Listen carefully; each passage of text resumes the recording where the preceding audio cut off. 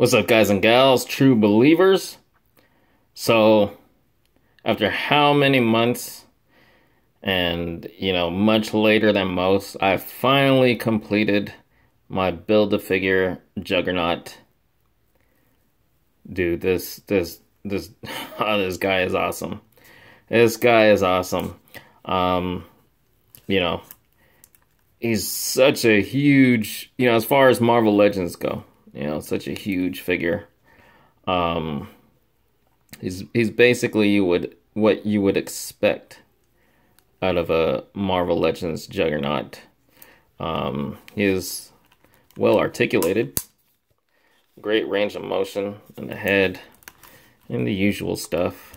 No double elbow or knee joints, but not every character needs that. Juggernaut is definitely one of those that don't need that, but still very, very well articulated.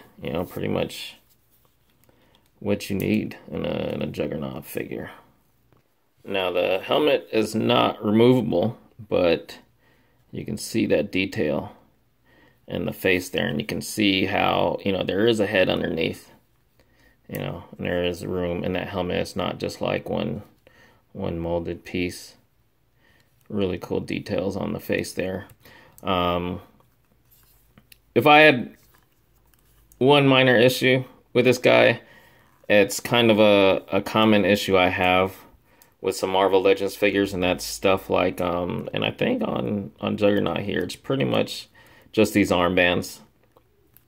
Now, they don't slide down so easily. There are some figures where they'll have stuff like this, and they'll come down with a little movement.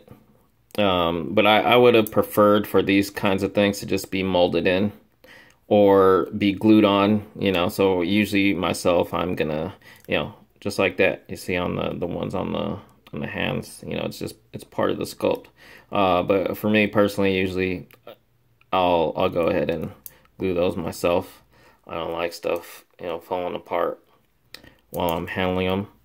Otherwise, I think really no issues with this guy. Now, I will real quick do a little side by side with the Marvel Select version.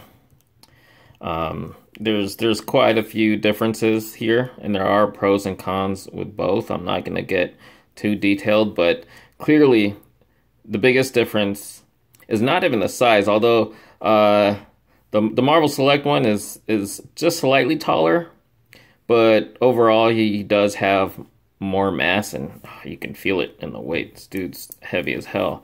But I'd say the biggest difference is the detail. Just look at the difference in the sculpted detail and the painted detail on there. It's a little more or a little less detailed on the Marvel Legends one, but the one thing that the Legends one definitely beats out on Marvel Select is the articulation.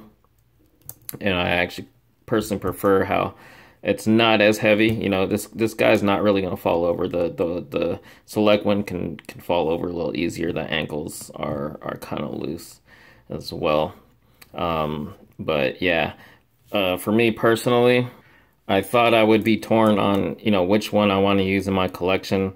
But, I'm kind of OC about this stuff.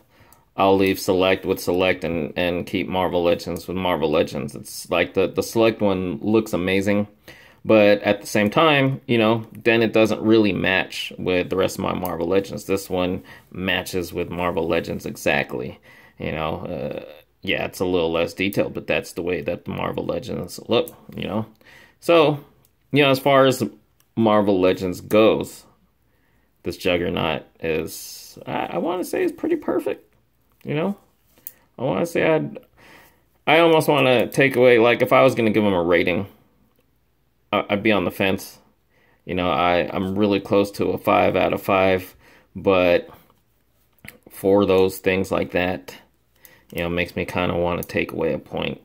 So, I'm not giving a solid rating here, but I just want to say that I would probably give this guy a 4 out of 5.